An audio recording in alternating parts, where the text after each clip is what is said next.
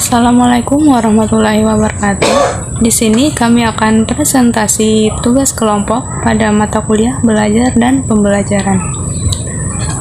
Yang kami hormati Ibu Dr. Ririanti Rahmayani J. SPSI MPD selaku dosen pengampu mata kuliah belajar dan pembelajaran di kelas 2E PGSD.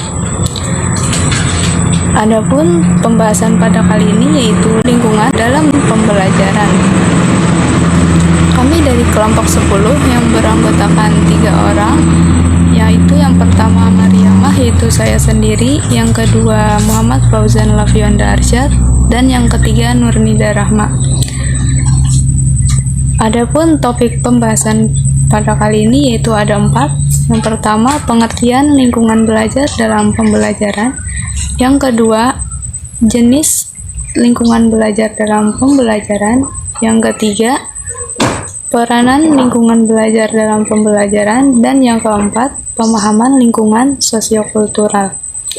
Baiklah, kita masuki pada pembahasan yang pertama, yaitu pengertian lingkungan belajar dalam pembelajaran. Lingkungan belajar merupakan segala sesuatu yang berhubungan dengan tempat proses pembelajaran dilaksanakan. Lingkungan berkaitan erat dengan kegiatan proses pembelajaran di sekolah. Hal ini disebabkan lingkungan belajar memiliki peran dalam menciptakan suasana belajar yang menyenangkan. Lingkungan tersebut dapat meningkatkan keaktifan siswa dalam belajar. Oleh karena itu, lingkungan belajar perlu ditata dengan semestinya. Jika lingkungan itu ditata dengan baik, maka lingkungan dapat menjadi sarana yang bernilai positif dalam membangun dan mempertahankan sifat yang positif juga. Berdasarkan dari pembahasan tersebut, dapat dipahami bahwa lingkungan belajar adalah situasi yang mendukung dalam pembelajaran yang ada di sekitar para peserta didik. Dapat berasal dari lingkungan luar maupun dari lingkungan dalam. Lingkungan belajar merupakan salah satu faktor penting dalam pembelajaran, di mana lingkungan belajar atau learning environment adalah lingkungan yang menjadi latar terjadinya proses belajar seperti di kelas, perpustakaan, sekolah, tempat kursus, warnet, keluarga, masyarakat, bahkan juga di alam semesta. Lingkungan sangat mempengaruhi kenyamanan para peserta didik dalam belajar, sehingga para peserta didik termotivasi untuk belajar. Ada suatu penjelasan bahwa lingkungan belajar adalah situasi yang ada di sekitar para peserta didik pada saat belajar. Situasi ini dapat mempengaruhi proses belajar para peserta didik, di mana yang dapat menjadi sarana yang bernilai positif, di mana lingkungan luar dapat diartikan sebagai gabungan faktor-faktor geografi dan sosial ekonomi yang mempengaruhi hubungan sekolah dalam masyarakatnya. Mengembangkan lingkungan belajar yang menarik dan positif bagi para peserta didik, terutama dalam pembelajaran, adalah salah satu aspek pengajaran yang paling kreatif. Biasanya fokusnya adalah pada lingkungan pembelajaran fisik atau kelembagaan, seperti ruang kuliah, ruang kelas, laboratorium, atau pada teknologi yang berbeda yang digunakan untuk mengembangkan lingkungan belajar, ataupun pada saat ini seperti belajar online. Namun lingkungan belajar adalah ekspresi yang jauh lebih luas dari komponen-komponen ini. Istilah tersebut terdiri dari, yaitu yang pertama pada karakteristik para peserta didik, yang kedua tujuan pembelajaran dan pengajaran, yang ketiga kegiatan yang mendukung pembelajaran, yang keempat strategi penilaian yang mendorong dan mengukur pembelajaran, dan yang kelima yaitu budaya yang secara langsung menanamkan pada lingkungan belajar. Biasanya faktor sosial, fisik, psikologis atau budaya yang terlibat dalam lingkungan belajar sangat mempengaruhi kemampuan belajar para peserta didik. Jika suasana belajar tidak kondusif untuk memperoleh pengetahuan atau keterampilan baru, maka hal itu akan sulit bagi para peserta didik untuk tetap asyik ataupun tertarik pada pembelajaran tersebut. Misalnya, stres secara signifikan yang mempengaruhi fungsi kognitif. Ketika menggabungkan stres dengan proses belajar, pikiran negatif melebihi dari pikiran positif. Peserta didik seperti itu, mereka menemukan lingkungan belajar yang lebih seperti ancaman terhadap harga diri mereka daripada platform untuk meningkatkan atau mempelajari keterampilan yang baru. Untuk mengatasi ini, para pendidik memegang tanggung jawab untuk menggabungkan berbagai strategi yang dapat memberikan pengalaman positif kepada para. Baiklah, selanjutnya pembahasannya akan dilanjutkan oleh rekan saya. Saya Muhammad Fauzan Labionda Arsyad akan melanjutkan penjelasan materi dari teman saya. Kita masuk ke dalam jenis-jenis lingkungan dalam pembelajaran. 1. Lingkungan belajar indoor. Lingkungan belajar indoor adalah lingkungan belajar yang memang sudah disediakan oleh manajemen sekolahan agar digunakan untuk para siswanya sebagai sumber belajar lingkungan belajar yang ada di dalam sekolah tersebut. Lingkungan belajar bisa berupa perpustakaan, laboratorium, auditorium, dan utamanya ruang kelas. Sebagai pendidik, dalam merencanakan program yang sesuai perkembangan anak, maka pendidik hendaknya melakukan beberapa diantaranya, yaitu menyediakan kegiatan berikut, peralatan yang bervariasi dan dapat dipilih sendiri oleh anak.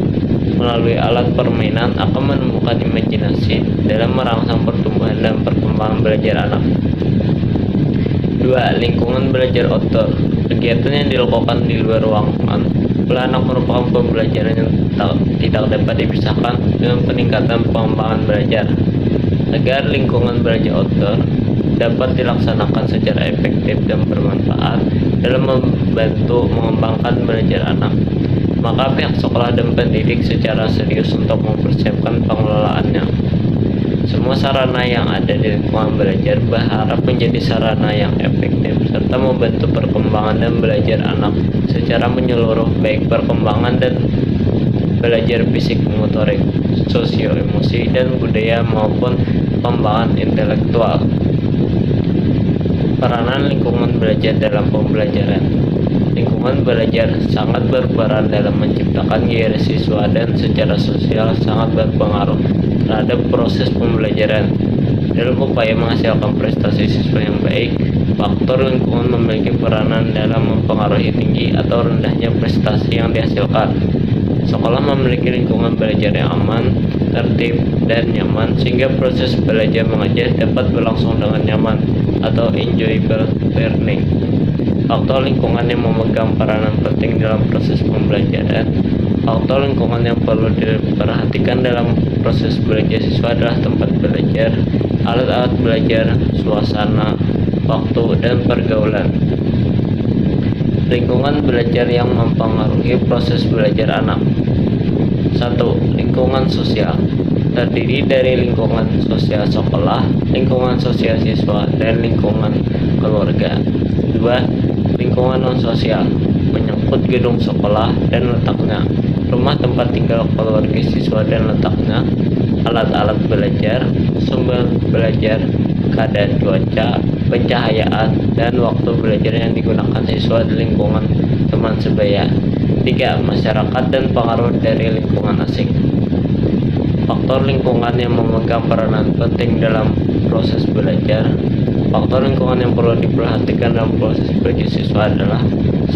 Tempat belajar, 2. Alat-alat belajar, 3. Suasana, 4. Waktu, 5. Pergaulan. Sekian penjelasan dari saya persilakan kepada teman saya untuk melanjutkan materinya. Terima kasih.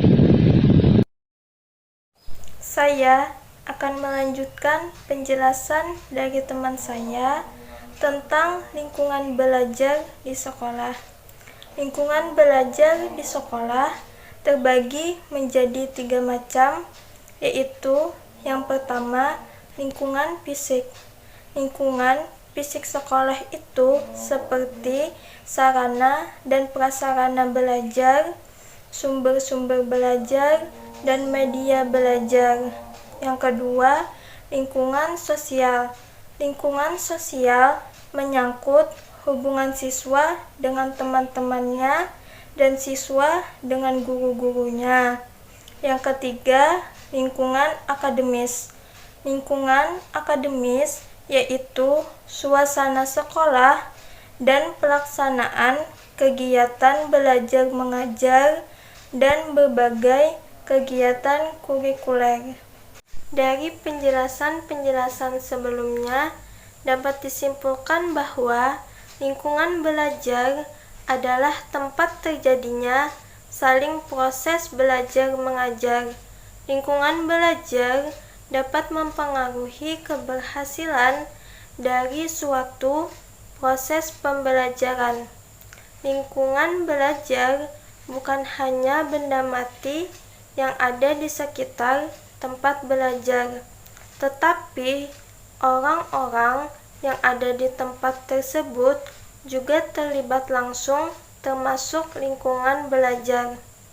Oleh karena itu, kita harus menciptakan lingkungan belajar yang kondusif.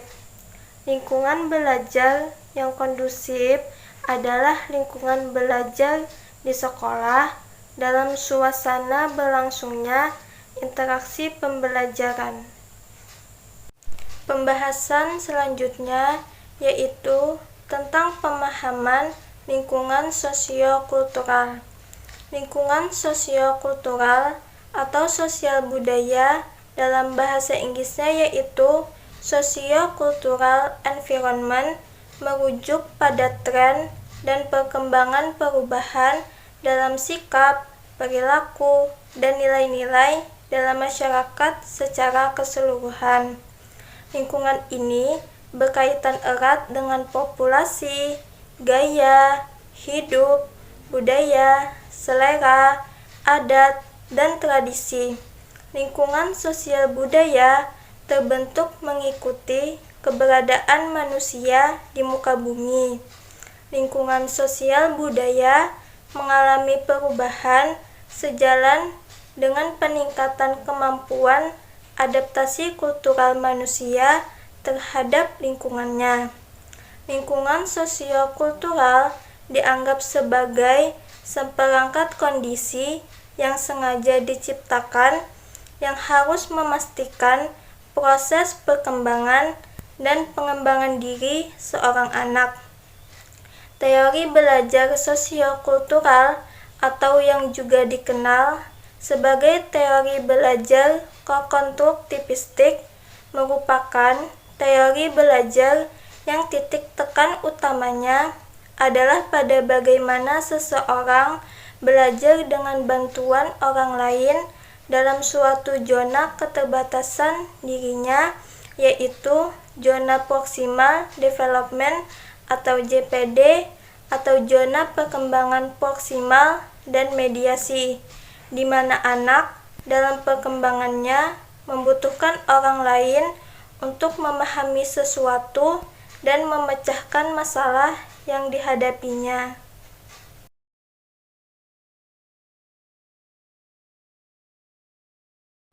Pembelajaran dengan teori sosiokultural menekankan bahwa lingkungan sosial dapat membantu proses pembelajaran. Teori sosiokultural menganggap bahwa masyarakat dan budaya sebagai sumber ilmu, kebiasaan sosial, kepercayaan, nilai dan bahasa merupakan bagian yang membentuk identitas dan realitas seseorang. Pola pikir seseorang didasarkan pada latar belakang sosial budayanya. Penerapan pembelajaran berbasis sosiokultural akan sangat efektif bagi siswa sekolah dasar khususnya. Hal tersebut diperkuat oleh pernyataan dari SKUM 2012-248 yang menyatakan kebiasaan sosial, kepercayaan, nilai, dan bahasa merupakan bagian yang membentuk identitas dan realitas seseorang. Pola pikir seseorang didasarkan pada latar belakang sosial budayanya.